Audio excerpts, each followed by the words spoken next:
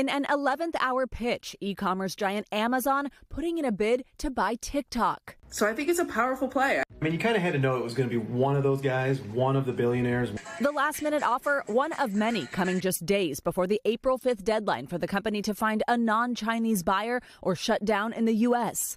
Amazon and its billionaire founder Jeff Bezos have not commented.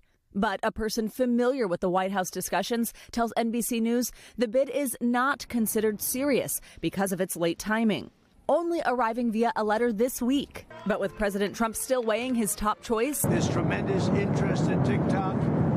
The decision's going to be my decision. Other new suitors are eagerly lining up too. The founders of OnlyFans and a company called AppLovin, both submitting bids just in the last day. One notable offer already on the table would see Oracle chair Larry Ellison and private equity firm Blackstone team up with TikTok's existing U.S. investors. And many more have been considered.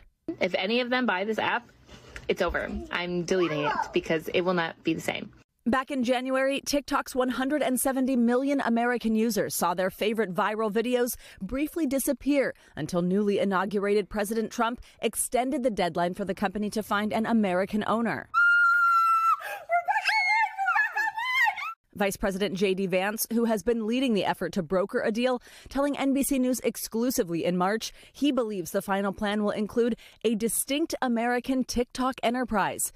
But the current Chinese owner ByteDance has never confirmed any negotiations or publicly stated that it is willing to sell. So for now, the TikTok on TikTok continues.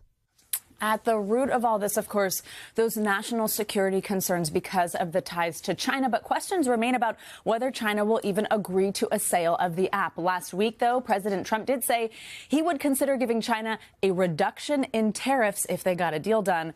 Now, what will happen on Saturday if a sale has not been announced? There's no indication that the app would go dark again. We will just have to wait and see. Hey, thanks for watching. And don't forget, you can catch the Today Show every morning on NBC or take Today when you're on the go. Just follow the Today podcast on Apple Podcasts, Spotify, or wherever you listen.